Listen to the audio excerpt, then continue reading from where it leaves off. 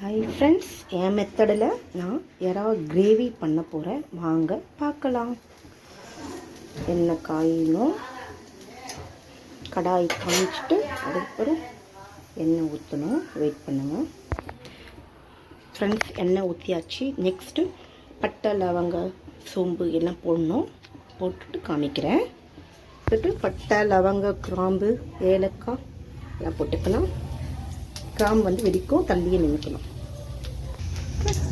கருவேப்பிலை, பச்சை மிளகாய்,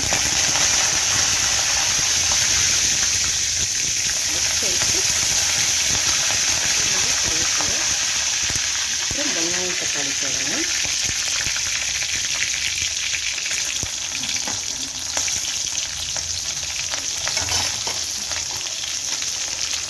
கையிலே போட்டுக்கலாம். வாட்டர் வரல. வெங்காயம், தக்காளி போட்டுட்டு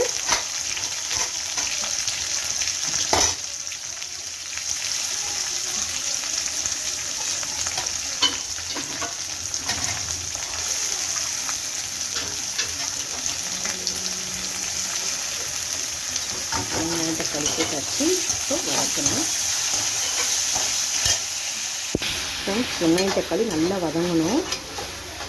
ஐயில் வச்சிடலாம்.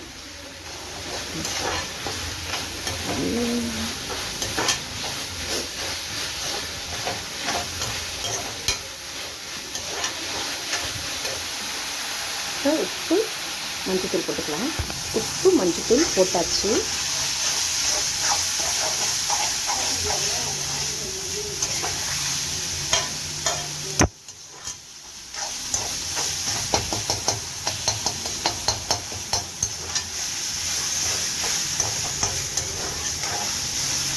இஞ்சி பூண்டு பேஸ்ட் போட்டுக்கலாம் ஃப்ரெண்ட்ஸ். இப்போ இஞ்சி பூண்டு பேஸ்ட்டு போட்டாச்சு. நல்லா வதக்கணும். இன்றைக்குமே நம்ம சமையல் செய்யணும். வெங்காயம், தக்காளி நல்லா வதங்கணும். அப்போ தான் நல்லா டேஸ்ட்டாகவும் இருக்கும்.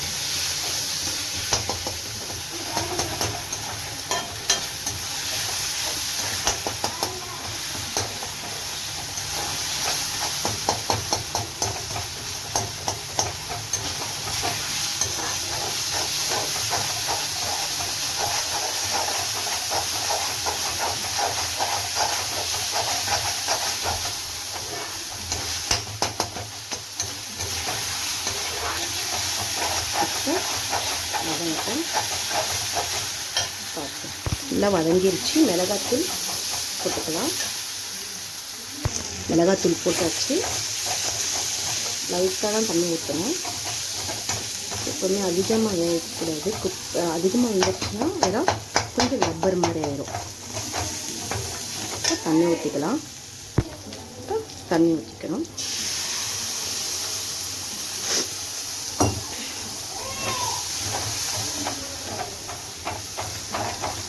தண்ணி ஊற்றியாச்சு. ஒரு பொடி வரட்டும்.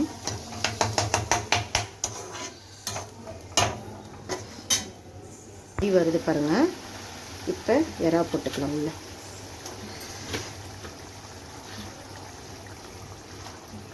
நாலு பீஸ் தான், பெரிய எறாவெல்லாம் கொண்டாந்தாங்க.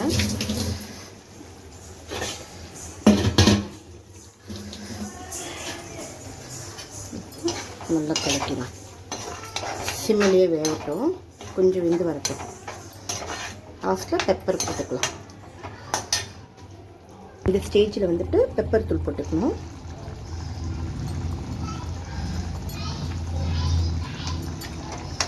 இப்போ மறுபடியும் சிம்மிலேயே இருக்கட்டும்.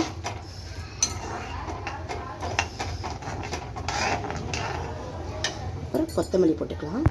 இப்போ ஃபைனல் டச் கொத்தமல்லி போட்டுட்டு சிம்மிலேயே இருக்கட்டும். அதுக்கப்புறம் ரெடி ஆகிட்டேன்னு காமிக்கிறேன். Gravy ready. இந்த வீடியோ உங்களுக்கு பிடிச்சிருந்தா லைக் பண்ணி, ஷேர் பண்ணி, கமெண்ட் பண்ணி சப்போர்ட் பண்ணுங்கள் காய்ஸ். பாய்.